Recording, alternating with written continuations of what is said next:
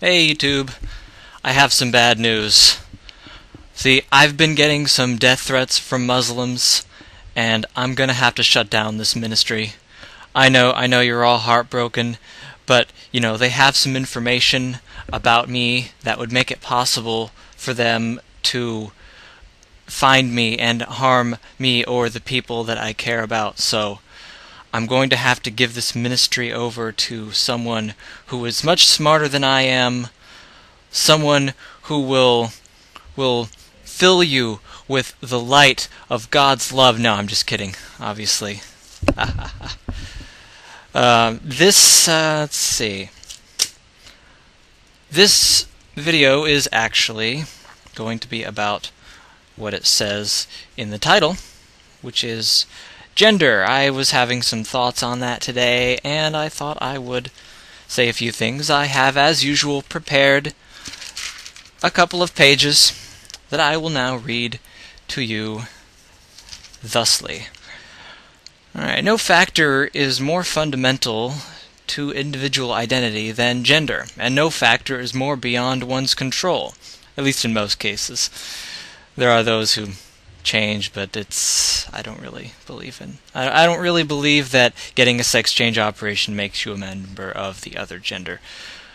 But anyway, I digress. In this video, I intend to discuss the need for gender, its effects on the formation of individual identity and personality, society's expectations of members of each gender, and a few scenarios to consider. Okay, and I actually do society's expectations before individual identity, so yeah. Not every life form has gender. Genderless life forms reproduce asexually or without exchanging genetic information. The offspring of asexual life forms are therefore genetically identical to their parents, barring any mutations.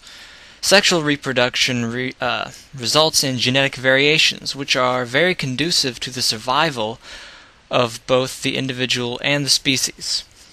This kind of reproduction involves two kinds of cells that fit together like puzzle pieces. One gender makes one piece, and the other gender makes the other. Gender's only natural purpose is reproduction. Men exist to produce sperm, and women exist to produce eggs. Sex exists to combine the two. This is by no means an argument against sex between members of the same gender, or sex for recreation or business. I'm going to have a video later on that, on the sex for business thing. It's merely an explanation of why half the population is male while the other half is female. It might not be exactly 50-50, but more or less.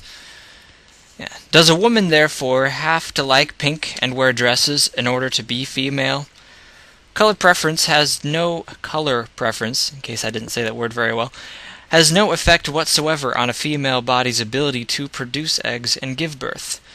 Playing with dolls, wearing makeup, cutting hair for a living, and holding one's arms so that the hand hangs down limply at the wrist do not harm a male body's ability to produce and deliver sperm. So why does society have unwritten rules regarding acceptable behavior of members of each gender? I think that it's because it is in the best interest of the species for its members to reproduce successfully.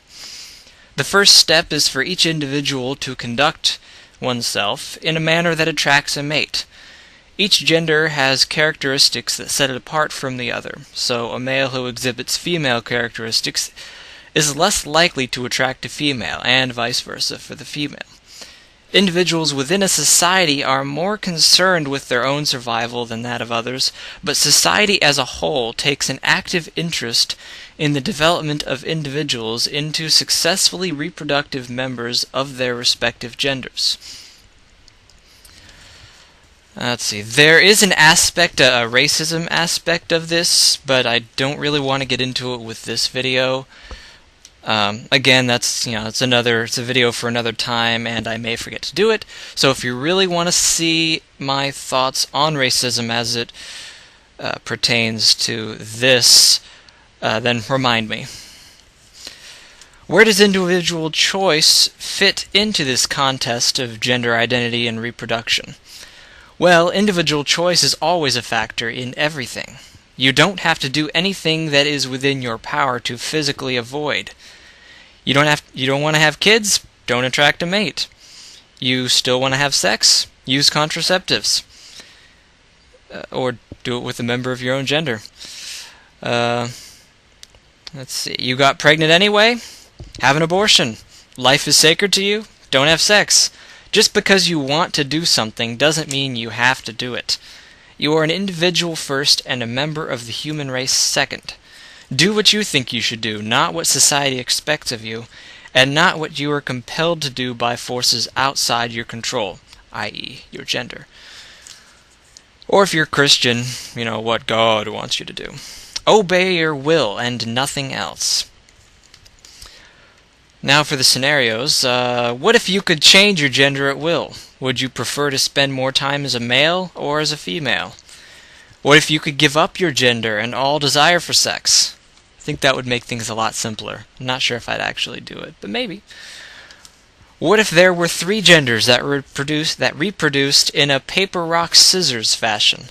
I actually did a little bit of this. I made up a species of animal in one of my books where, there was the paper gender impregnated the rock gender impregnated the scissors, and the scissors impregnated the paper.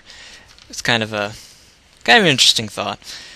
What if you found yourself attracted to members of your own gender? I know this one actually happens, I just thought I'd throw it in. So there are some of my thoughts on gender. And tell me what you think, whether you agree or disagree. As always, I welcome disagreements. It's a good thing. So, plural of everything, out.